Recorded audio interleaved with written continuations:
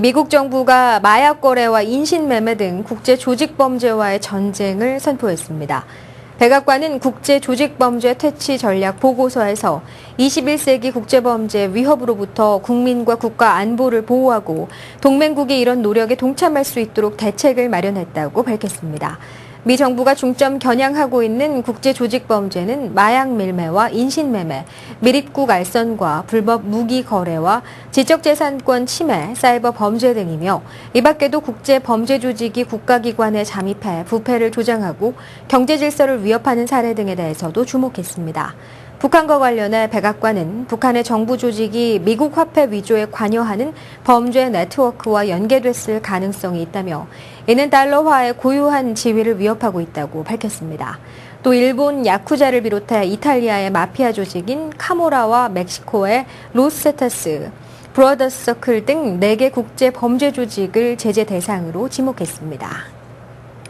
교육 수준이 높고 열심히 일하는 것으로 정평이 나 있는 아시아계 미국인들도 미국 직장에서 승진 관련 차별을 받고 있다고 느낀다는 연구 결과가 나왔습니다. 뉴욕의 비영리 싱크탱크 워크라이프 폴리시 센터 조사에 따르면 미 폴춘지 선정 500대 기업의 최고 경영자 등 핵심 경영진에서 아시아계 미국인들이 차지하는 비중은 2% 이하인 것으로 나타났습니다.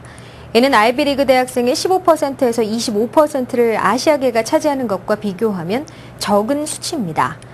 이와 관련해 센터가 아시아계 미국인 3,000명을 대상으로 면접 등 조사를 실시한 결과 응답자 대다수가 직장에서 사람들과 어울리고 승진하기 위해 인맥을 구축하는 데 어려움을 겪는다고 답했습니다.